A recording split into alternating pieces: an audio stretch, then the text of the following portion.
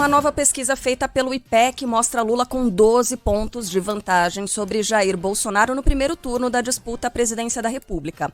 No cenário estimulado, que é quando os nomes dos candidatos são apresentados, o petista aparece com 44% das intenções de voto contra 32% do presidente, que disputa a reeleição pelo PL. Ciro Gomes, do PDT, tem 6%. E Simone Tebet, do MDB, tem 2%. Vera Lúcia, do PSTU, surge com 1%. Não pontuaram Felipe Dávila, do Novo, Pablo Marçal, do PROS, Eimael, da Democracia Cristã, Leonardo Péricles, do Unidade Popular, Sofia Manzano, do PCB e Soraya Tronic, do União Brasil. Brancos e nulos somam 8%, 7% não responderam. O nome de Roberto Jefferson não aparece no levantamento porque, segundo o IPEC, a candidatura ainda não havia sido registrada no TSE. Agora vamos aqui à pesquisa espontânea, ou seja, quando os nomes não são informados. Nesse cenário aqui, Lula tem 41%, Jair Bolsonaro 30%.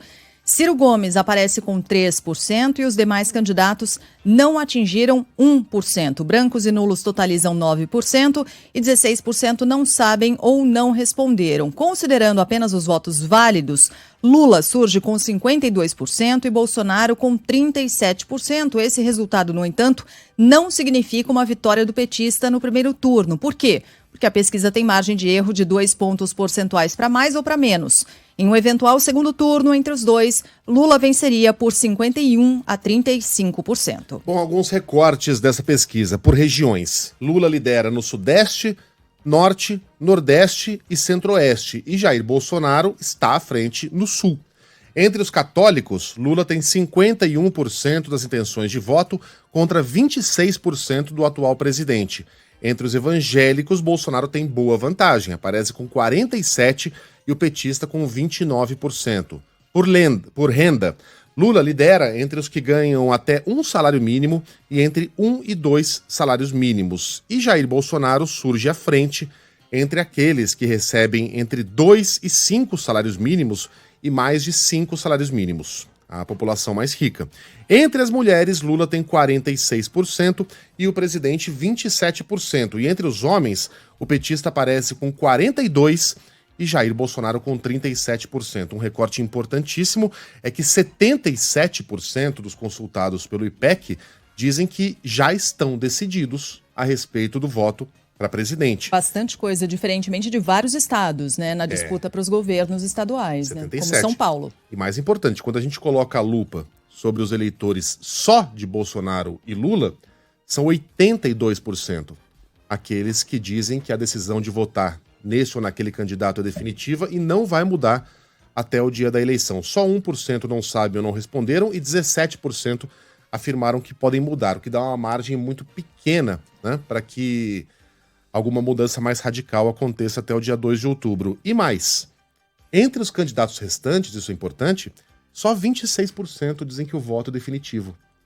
Então a impressão que dá é que... A impressão não. O que os números mostram, 70% dizem que podem mudar, é que esses eleitores estão em compasso de espera. Estão aguardando para ver se o seu candidato vai ter alguma chance até 2 de outubro, mas é muito possível, não vou dizer provável, mas é possível que ainda no primeiro turno escolham um dos dois candidatos que estão à frente, ou Bolsonaro ou Lula. Esses números são bastante importantes. Para a cientista política Daisy Chiocari, Jair Bolsonaro e Lula têm votos muito bem estabelecidos no Sul e no Nordeste, respectivamente. E o ganho de Bolsonaro no Nordeste, como o Auxílio Brasil, não deve ser muito expressivo pela força de Lula nessa região. Por isso, a eleição deve se concentrar na disputa pelo Sudeste. É uma região do país onde nem o Lula nem o Bolsonaro estão definidos. Isso diz muito. Então, quem souber trabalhar melhor essa região deve ter uma vantagem. E aí tem um outro ponto também. O PSDB aqui no Sudeste tem perdido força, o que possibilita uma entrada do presidente Jair Bolsonaro, mas também possibilita a entrada do Lula. Então, tem que perceber como que o eleitor vai tratar essa campanha, principalmente aqui no Sudeste. Eu acho que as campanhas já se ligaram nisso porque as duas têm atos em Minas Gerais, então já tem uma tendência, acho que as campanhas já perceberam que o Sudeste novamente deve definir esse pleito eleitoral, né? Ainda segundo o IPEC, Jair Bolsonaro tem o maior índice de rejeição, 46%. Lula vem logo depois com 33%, seguido por Ciro Gomes com 18%.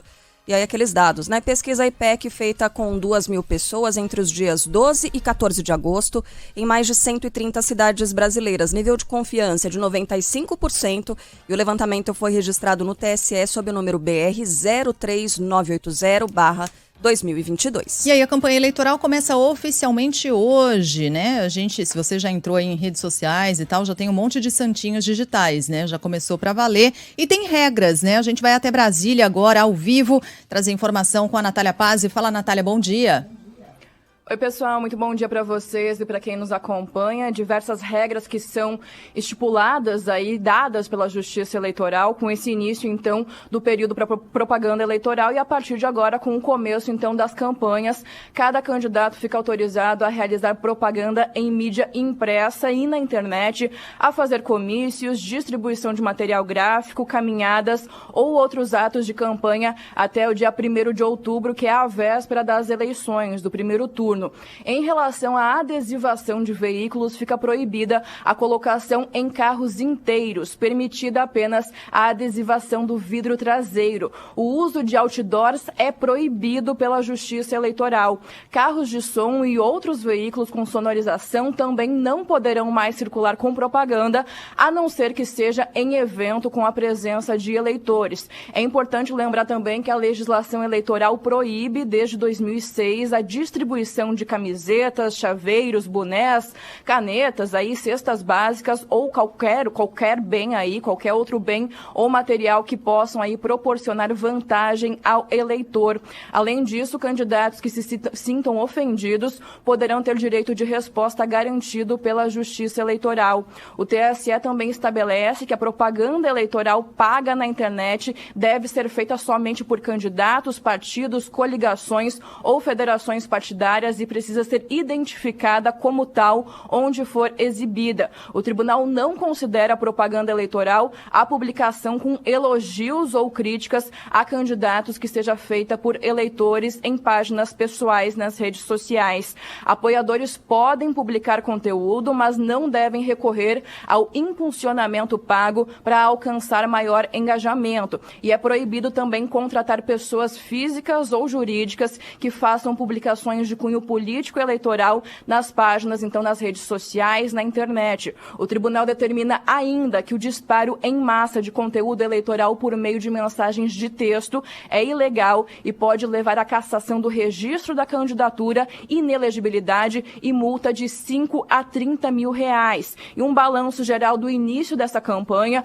o presidente Jair Bolsonaro começará por Juiz de Fora, em Minas Gerais, vai fazer uma motociata lá hoje e vai discursar no exato local onde levou a facada, onde sofreu esse atentado em 6 de setembro de 2018. Lula cumpre a agenda hoje em São Paulo, cancelou uma visita que faria em uma metalúrgica agora pela manhã por questões de segurança e vai fazer uma visita na parte da tarde à fábrica da Volkswagen em São Bernardo do Campo. Ciro Gomes tem caminhadas marcadas em São Paulo e a Simone Tebet também inicia com atos em São Paulo. À noite, os 4 devem participar da cerimônia de posse do ministro Alexandre de Moraes como novo presidente do Tribunal Superior Eleitoral.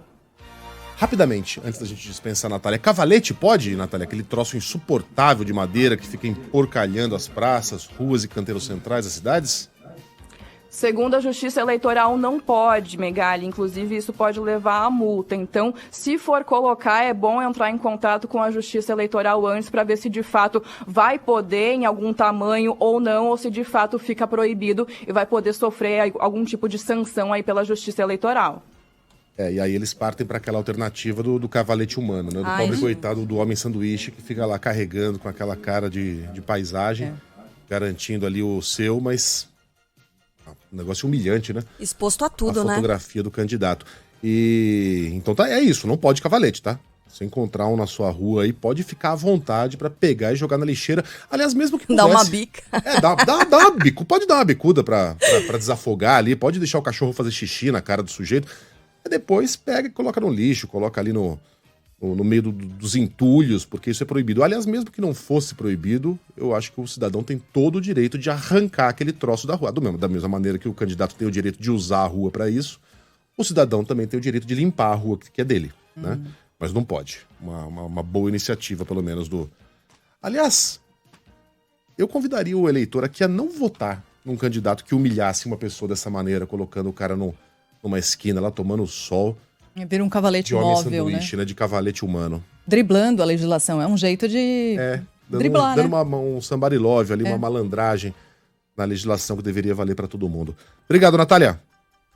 Até mais, pessoal. Valeu, até. Só um lembrete, gente, em rádio e TV, a propaganda eleitoral, o horário eleitoral começa no próximo dia 26, não essa sexta-feira, a sexta-feira seguinte. Então já faço aqui o convite para você que não está acostumado a nos acompanhar no YouTube ou então no nosso aplicativo, no nosso site bandnewsfm.com.br, YouTube Rádio Band News FM, aplicativo o Band Play. Por lá você consegue nos acompanhar porque a gente vai manter a programação normal pela internet, tá? Então, se você quiser continuar acompanhando a gente, às 7 da manhã estaremos aqui a postos, a atualização do noticiário, tudo normal, tá bom? Tudo normal. Então, se você está sempre no dial, né, no seu rádio, é só migrar e começar já a se habituar e a nos acompanhar também pela internet. Gente, surgiu uma dúvida aqui que eu achei bem interessante. Nosso ouvinte de São Paulo, final de telefone 6184.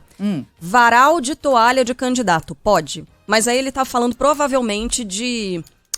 aqueles vendedores ambulantes que colocam... Tinha até um data toalha aí, não sei se vocês viram em rede social, uma coisa muito engraçada que o cara ia ali e ia colocando, né? Que moda maluca é essa? Quem quer ficar data toalha? Se enxugando com foto de candidato? Pois é, né? Gente? Pegou. Nessa eleição pegou. Depende de que parte você quer enxugar. Sheila do céu. Desculpa. Não, mandou benzaço. Acho que é pra isso mesmo. Meu Deus. É que poder já não pode, né? O ambulante já não pode vender ali os seus produtos. Então a toalha vai ser só mais um. Mas no final aí das será contas, que ele... isso acaba sendo tolerado, né? Já acho que é uma coisa que a gente vai ver Então, ter que mas ver o na prática. candidato não pode responder por um ambulante que eventualmente esticar ali uma bandeira com um varal cheio de toalha com as caras dos candidatos. Não, né? Não, né? Não, aí não é justiça eleitoral, Não, aí é outra justiça. Aí eu acho que não é um cabo eleitoral, é o cara que tá querendo. Tanto é que ele vende de todo mundo, né? É um varal eleitoral. Você vai ver, tem toalha de tudo quanto é candidato. Bom, a Natália já fez uma gentileza pra nós aqui de passar a agenda dos candidatos, o que acabou abrindo um espacinho no Fusquinha. E ela falou também que todos eles vão se encontrar, e todos, em tese, os ex-presidentes e o atual presidente vão se encontrar hoje à noite num evento importante, que é a posse de Alexandre de Moraes como presidente do TSE. A gente vai detalhar um pouquinho mais esse assunto, porque será o primeiro encontro entre Lula e Bolsonaro desde que Bolsonaro tornou-se presidente. É a primeira vez que eles estarão no mesmo ambiente. A cerimônia acontece logo mais em Brasília, e quem tem os detalhes é o Márcio Rocha. O ministro do Supremo Tribunal Federal, Alexandre de Moraes, vai tomar posse como presidente do Tribunal Superior Eleitoral nesta terça-feira. E, na mesma ocasião, o ministro Ricardo Lewandowski será empossado como vice-presidente da Corte Eleitoral. Os dois foram eleitos para os cargos durante uma sessão administrativa no dia 14 de junho e serão responsáveis por conduzir as eleições gerais de 2022. A cerimônia deve contar com a presença de convidados e autoridades dos demais poderes da República, entre eles o ex-presidente Lula e o presidente Jair Bolsonaro, que foram convidados pelo ministro Alexandre de Moraes. Bom, ontem o Procurador-Geral da República, Augusto Aras, divulgou um novo vídeo e disse que as instituições brasileiras estão comprometidas com a democracia. Segundo ele, quem ganhar a eleição vai tomar posse. A declaração foi dada em entrevista a jornalistas estrangeiros, gravada na semana passada. Não nos preocupa o que vai acontecer, porque as instituições brasileiras estão todas elas comprometidas com processos democráticos, ciosas da responsabilidade com o país, e nem quero crer que após 1º de janeiro, se o presidente não lograr êxito da reeleição, nem ele permaneça no Palácio do Planalto ou da Alvorada, porque isso seria uma afronta à democracia. Simplesmente a institucionalidade de 1º de janeiro é aquela própria de quem ganhou a eleição. Quem ganhou a eleição vai tomar posse. Bom, e não custa lembrar, né? O primeiro debate entre os candidatos ao Palácio do Planalto tem data marcada. Será no dia 28 de agosto, agora, às 9 horas da noite. O encontro vai reunir uma rede de emissoras, na verdade, é o tal do PUL, que a gente fala, né? Uma rede de emissoras é o Grupo Bandeirantes, o Portal UOL, a TV Cultura e o jornal Folha de São Paulo, além do Google. Aqui no Grupo Bandeirantes o debate vai contar com a força e a credibilidade da TV aberta, também da Band News FM, da Rádio Bandeirantes, do Band News TV, além das nossas mídias digitais. Muita gente reclamando aqui dos spoilers que você deu no filme do Ai, Elvis. gente, sinto muito, ele morre no final. Nossa, não podia falar. Não, ele não morre no final. É mesmo, né? A lenda permanece. Tem ouvinte falando assim, é verdade que ele era racista? Não, muito contrário disso. Ele cresceu num bairro negro, ele estava bem na época da... na época da segregação, é uma história linda de se ver. Ele era amigo do B.B. King. Sensacional. Daqui a pouco a gente toca Elvis, desculpa. Boa. Aí sim. Vamos com outros destaques de hoje, porque a gasolina voltou a ficar mais barata, né? Mais uma baixa no preço do litro da gasolina. Cristiano Pinho tem os detalhes. A terceira redução no preço da gasolina em menos de um mês entra em vigor hoje com o valor de venda para as distribuidoras caindo 18 centavos o litro. A cobrança da Petrobras passa de R$ 3,71 para R$ 3,53. Até chegar ao consumidor final, o combustível ainda tem os acréscimos no custo, como os impostos e a margem de lucro das distribuidoras e dos próprios postos. A estatal afirma que a mudança acompanha a evolução dos preços de referência. A última queda havia sido de 15 centavos no dia 29 de julho. 9 dias antes, a empresa diminuiu o valor em 20 centavos. O último levantamento divulgado pela ANP, que contempla apenas o primeiro desses 3 reajustes, apontava para o preço médio nas bombas de R$ 5,74. E o auxílio para taxistas começa a ser pago. Léo Souza. Motoristas de táxi de todo o país recebem hoje as 2 primeiras parcelas do auxílio taxista. Ao todo, devem ser pagos mais de 490 milhões de reais a mais de 245 mil condutores, que vão receber R$ 2.000 cada um. Tem direito ao benefício os motoristas de táxi com carteira válida e alvará para prestação cadastrado nas prefeituras, em vigor no dia 31 de maio de 2022. O pagamento será feito de maneira automática por meio da poupança social digital pelo aplicativo Caixa Tem. Bom, e esse escândalo aqui, né? Chega a 29 o número de mulheres que acusam o juiz do trabalho, professor de cursinhos preparatórios, Marcos Scalércio, de assédio sexual. As denúncias envolvem casos ocorridos entre os anos de 2014 e 2020 e parte delas é investigada pelo Conselho Nacional de Justiça, pelo Ministério Público Federal e o Tribunal Regional do Trabalho da Terceira Região, em São Paulo. Os relatos colhidos pela ONG Me Too apontam que o juiz tentou beijar as vítimas à força, as agarrou no próprio gabinete, pediu fotos íntimas em redes sociais e chegou a aparecer pelado se masturbando ao abrir a webcam. Entre as mulheres, uma advogada afirmou ter sido estuprada por Marcos Scalércio em 2017, quando aceitou tomar um café com ele. Na época, ele atuava no Fórum da Barra Funda, na zona oeste de São Paulo. Segundo a vítima, o juiz a agarrou e a tentou levar para um motel sem o seu consentimento.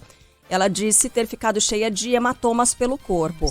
Ontem, a Damásio Educacional, onde Marcos Scalércio trabalhava, anunciou o afastamento dele, afirmou repudiar qualquer ação contrária aos seus valores e código de ética. A defesa do juiz nega as acusações, diz que ele já foi absolvido pela Corregedoria do Tribunal Regional do Trabalho e teve as denúncias arquivadas. Ainda são apuradas as causas da queda de uma aeronave dentro de um condomínio no Rio de Janeiro. As imagens são impressionantes, um baita de um susto. A Amanda Oliveira vai contar mais pra gente. É estável o quadro de saúde das 2 pessoas que ficaram feridas após a queda de um avião de pequeno porte em um condomínio da Barra da Tijuca, na zona oeste do Rio. De acordo com o Corpo de Bombeiros, Mauro Eduardo de Souza Silva e Milton Augusto Loureiro Júnior estavam na aeronave e foram levados para o Hospital Municipal Lourenço Jorge, na mesma região. O avião monomotor, prefixo PU-SPX, decolou do Clube de Aeronáutica UCAER, que fica atrás do aeroporto de Jacarepaguá, às 3h20 da tarde. Minutos depois, atingiu o telhado de uma casa no condomínio Santa Mônica e caiu no quintal, próximo à piscina. O terceiro Serviço Regional de Centro de Investigação e Prevenção de Acidentes Aeronáuticos informou que está investigando o acidente e espera concluir no menor prazo possível. Acreditável, né? Nossa. Tá lá tomando um sol, de repente cai um avião, ainda que de pequeno porte, ao lado da piscina. Ainda no Rio de Janeiro, segue se recuperando o homem que passou 5 dias isolado em uma ilha, Gabriela Souza.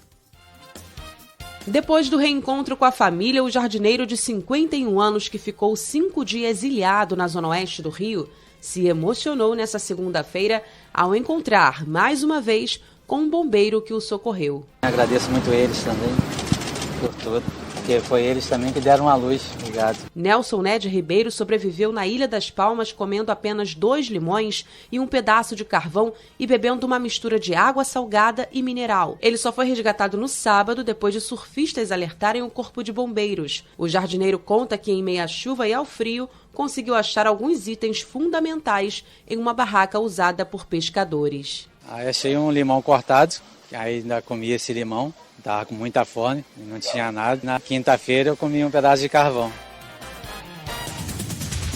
Bom, a gente sempre fica tentando se colocar nessa situação, né? E dá pra falar isso ainda bem, porque esse homem foi resgatado, tá falando, tá bem, tá se recuperando. Aí ontem eu falava pro Megali, eu falei, pô, se eu tivesse um pedaço de carvão, eu acho que eu ia tentar filtrar água do mar com carvão, né? Bota o carvão ali, sei lá, acha alguma... Mistura de MacGyver com Bigman, né? Verdade. Porque... Mas eu acho que não é assim. Não, até funciona. O carvão ele serve pra filtrar água, assim, mas não adianta a gente ficar tentando se colocar nessa situação, porque tava tão perto, na verdade, ali, né? E ao mesmo tempo não tinha como ele nadar pra se resgatar, enfim, pra se salvar ali. Que situação! Ele não imaginou que fosse ficar tanto tempo assim, dependendo de coisas pra sobreviver, assim, de coisas que ele né, tirava da mata e tudo mais. É uma loucura essa história, né? Ainda bem que ele... Será que eu vou ser o novo Robinson Crusoe? Vou ficar anos, vou ser o Tom Hanks? O cara não tem ideia, né? Não, será que as pessoas sabem que eu tô aqui? Ou será que eles acham que eu fui, sei lá, sequestrado, né? Morri, Eu morri, a minha família tá chorando, ninguém tá me procurando. Aqui ficarei pra sempre, não há nenhuma razão pra que as pessoas visitem aquela ilha. É desesperador, né? Você não saber como é que vai ser o dia de amanhã. Felizmente foram só, entre aspas, tá? Só. Muita coisa. O pessoal falando, o carvão ele filtra, mas não dessaliniza. Então pra água do mar não ia servir. Alguma aguinha, alguma coisa que ele achasse por ali, uma bica, sei lá. Mas comer o carvão acho que eu não ia tentar, não. Mas enfim.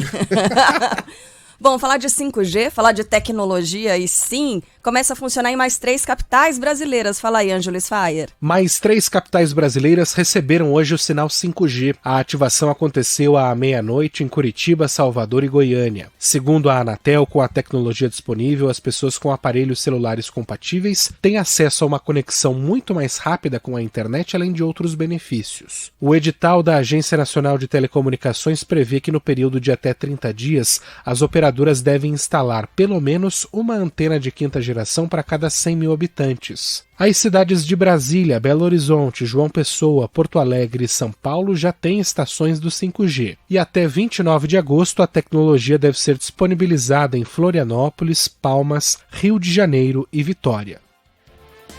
Nos destaques internacionais, Vladimir Putin afirma que as armas russas são superiores às ucranianas e que o país está pronto para vender esses equipamentos a países da América Latina, da Ásia e da África. Fala, Arthur Queiroz. Segundo Vladimir Putin, as armas das tropas da Rússia são tão superiores a de nações rivais como a Ucrânia que o país está pronto para vender esses equipamentos avançados a aliados na América Latina, Ásia e África e também a cooperar no desenvolvimento de tecnologia militar. Em discurso na abertura de um evento de exposição de material bélico próximo a Moscou, o líder do Kremlin também fez menção a veículos blindados, aeronaves de combate e veículos aéreos não tripulados. Sobre o conflito no leste europeu, Putin disse que os militares estão, passo a passo, conseguindo libertar o Donbass, região ao leste da Ucrânia, que tem boa parte de sua extensão já ocupada por tropas russas. No futebol, o Corinthians se prepara para a rodada de volta das quartas de final da Copa do Brasil. Bruno Camarão. O Corinthians não deve ter um substituto do atacante William, que rompeu o contrato com o clube na última semana. A diretoria não avançou na negociação para adquirir Michael, ex-Goiás e Flamengo, que atualmente joga no Al Hilal da Arábia Saudita. A janela de transferências para clubes brasileiros fechou para a entrada de atletas do país. Hoje, Vitor Pereira finaliza com o grupo atual a preparação para o jogo de volta das quartas de final da Copa do Brasil na Neoquímica Arena. Os paulistas foram batidos pelo Atlético Goianiense na ida por 2-0. O jovem Léo Maná, da equipe Sub-20, deve ser relacionado substituindo o português Rafael Ramos, lesionado. Tô morrendo de medo desse jogo, é isso mesmo. Tô morrendo de medo desse jogo. Borrando, né? Corinthians tem que ganhar de Chama 2-0. Talvez eu precise. O Corinthians precisa ganhar de 2-0 para levar para os pênaltis, né? Precisa. Tô morrendo de medo, ou gente. 3-1, mas aí Itaquerão lotado. Itaquerão não. A área Neoquímica. Por favor, lotada, mais respeito. Né? Cheio de corintiano. Olha assim, Itaquerão da camisa. Bom, ainda amanhã tem Atlético Paranaense com Flamengo, no Paraná, depois de um empate por 0-0 no jogo de ida. Posso falar uma coisa rapidinha aqui antes do Milton Neves? A Carla abriu o nosso noticiário aqui dando a dica do filme do Elvis, né? Muito bacana. Ótima escolha. A gente estava aqui na dúvida de qual seria, mas tem dezenas, de possibilidades. Muitas. Mas enfim, a Carla abriu aqui falando do filme do Elvis, dando essa dica. E é muito legal, eu tenho notado aqui nas mensagens dos nossos ouvintes que pedem que a gente, nesse horário, dê cada vez mais dicas culturais. De livros, então ontem mesmo tinha um ouvinte agradecendo, na semana passada também, dicas de livros do Megali, dizendo que estava com saudade. Ontem mesmo você deu uma dica de livro aqui, então os ouvintes pedem dicas culturais. Vamos fazer com mais frequência, né? De repente eu acho bacana. Ontem... É que geralmente a gente espera o gancho com o noticiário, né? Exatamente. Ontem eu recebi mensagem aqui de um ouvinte agradecendo a indicação de um livro que fez já tem um tempinho, Tudo é Rio, da Carla Madeira. Então também indico aqui o Véspera, da Carla Madeira também, o terceiro dela. Depois eu escrevo mais sobre isso lá nas minhas redes também. E tem dica? Eu li nesse fim de semana aqui Solitária. Também um baita de um livro, hein, gente? Vá atrás. É da Eliana Cruz, é isso o sobrenome dela? Mas é incrível, também é uma dica, um livro rapidinho, dá pra ler num dia, tá? Você me pegou de surpresa aqui. Por quê? Você perguntou se eu tenho? Não, porque ontem você deu eu dei uma dica, e aí alguns ouvintes pediram mais tarde pra mim, eu não lembrava mais. Eu tô lendo um mangá, eu não costumo ler mangá, legal. Até porque é difícil, né, você ler do avesso. Mas eu tô lendo um que trata da Segunda Guerra Mundial, que chama Recado a Adolf, que é de um gênio chamado Osamu Tezuka. São 2 catataus, 2 volumes, cada um tem 800 páginas. É um negócio enorme, mas é fantástico. O livro conta a história da ascensão do Partido Nazista, se passa ali dias antes da tomada do poder pelo voto, né? Pelos nazistas. E também da Segunda Guerra. É uma trama que envolve espionagem, perseguição. É um livraço, tá? E se chama Recado a Adolf porque acompanha a vida de 3 Adolfs diferentes. Um deles, vocês sabem quem é, né?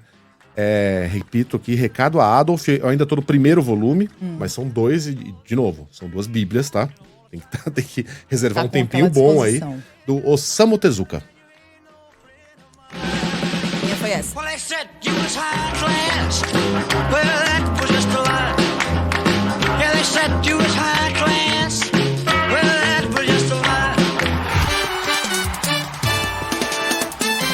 Futebol, com Milton Neves. Oferecimento Perdigão. Manda brasa com Perdigão na brasa. Casa do Construtor. Aluguel de equipamentos. Ligue 0800 200 0217. E Sicredi. Conheça a primeira instituição financeira cooperativa do Brasil. Sicredi. Gente que coopera, cresce.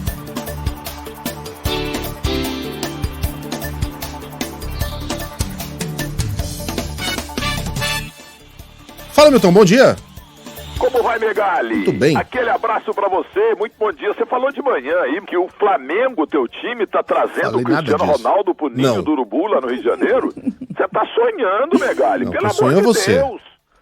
É claro que ele tá, são números tão absurdos em relação às negociações para que ele jogue neste time A, B ou C, que realmente tá difícil encontrar lá. E numa dessa, o Cristiano Ronaldo resolve, simplesmente, como você falou, jogar no Flamengo no encerramento de carreira dele. Um dos maiores jogadores do mundo de todos os tempos, calando a fuça de quem nele não acreditava. É gente que não entende porcaria nenhuma de futebol. Agora, o Flamengo, que sonha com o Cristiano Ronaldo, e tenho certeza que não vai dar negócio, encerrou a conversa com o Oscar. Porque o Oscar ganha, lá na China, né? Ele ganha por mês o que o elenco inteiro do Flamengo não ganha. A chinesada é tonta. Lembrando que o Atlético Paranaense do Filipão vai receber o Flamengo lá na Arena da Baixada, um estádio maravilhoso, e o Atlético não quer nenhum torcedor do Flamengo lá.